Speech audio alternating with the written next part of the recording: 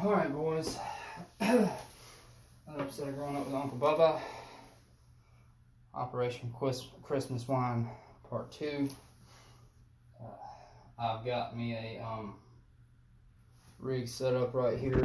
I'm about to strain the wine out of this bucket into that one, which is full of burlap sacks, so it'll strain out all the stuff at the top of this bucket. And I'm gonna get this siphon running and show you guys how that works and how I set it up. Should be fun. Don't fall down. Alright. You get this burlap sack at Lowe's. Supposed to use cheesecloth, but I couldn't find any and I figured this would work. A really crude siphon system set up here. Cost me all about $8 for all of it. Hopefully this works out the first time and I don't look like a complete dummy on camera. Again, wash everything down about 5 times, because if you don't, you're not going to have fun when the wine turns bad.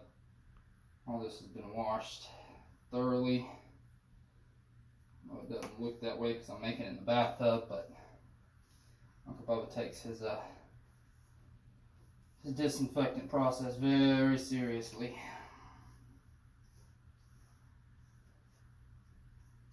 I'm going to teach you guys how to siphon. Do not use this for gasoline. That's illegal. If you get caught anyway, it is illegal.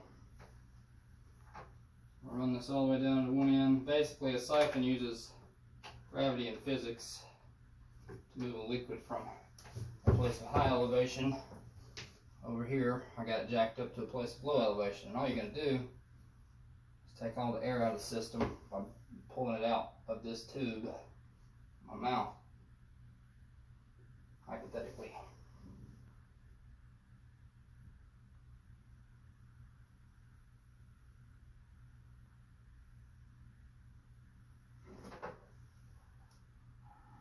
There is our siphon.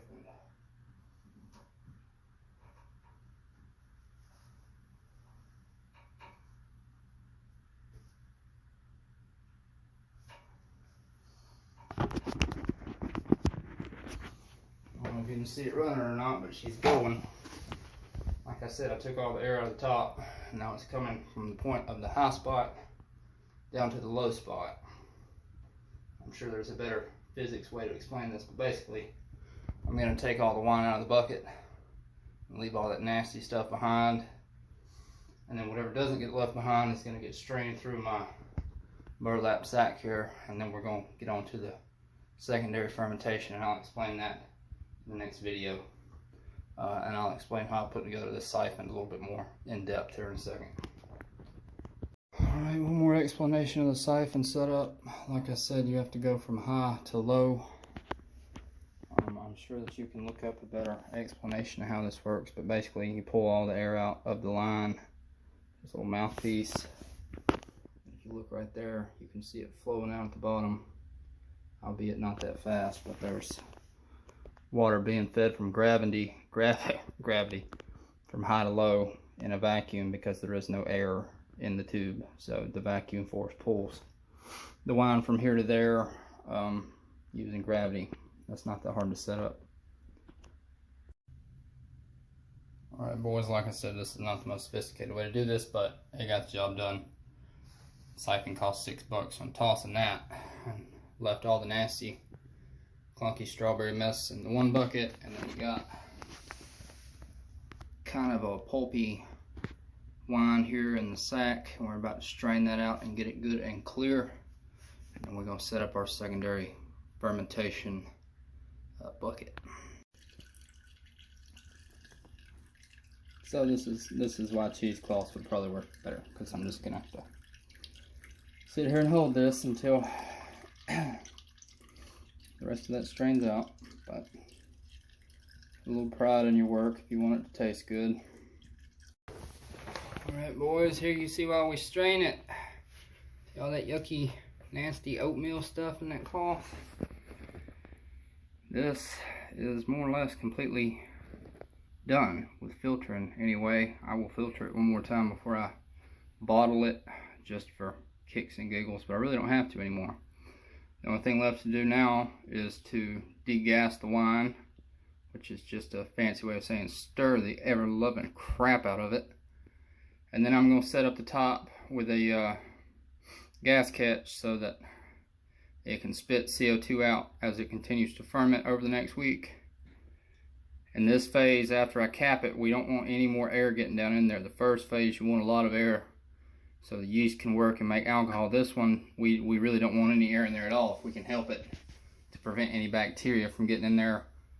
Some people will do this entire process in sealed containers and fancy rigs where no air ever touches the wine, and Uncle Bubba's just not that fancy, but for the next part, we're going to try to keep as much air out of it as possible. So degassing is going to look like this. We're going to stir the crap out of it. You can use a spoon. I just took a piece of the tubing I used for the siphon and kind of slow stir it until all those bubbles stop coming up. It's a good 10 minutes at least. When those bubbles in the middle kind of go away, you know you're about done. Alright boys, what you're looking at is my redneck airlock. I honestly would just recommend buying one of these and fitting it to the top of a bucket. But basically all it does is the tube in there has water in it. And it's sealed to the lid, so when the gas comes out of the wine, it'll be able to push CO2 through the top, but air won't be able to come in down into the bucket. So the CO2 will be able to come out, hypothetically, but air won't be able to get in. So we're going to let this sit. If I did it right, we'll know, because air will begin, well, CO2 will begin to percolate. You'll see that water in there start to bubble and hear it. This is coming out. You'll know it's still fermenting and the gas is getting out. I cut myself a little emergency hole right here and covered it really well with some strong tape just in case, so the CO2 doesn't get absolutely trapped. If the pressure gets to be too high in there, it should push that tape off of the hole, which is about that size, and let the CO2 out, and I'll know because it'll be fizzing out from under the tape. But this is the setup for secondary fermentation. I'm going to put this in the closet for a while and clean up and get this video up for y'all. Love you boys.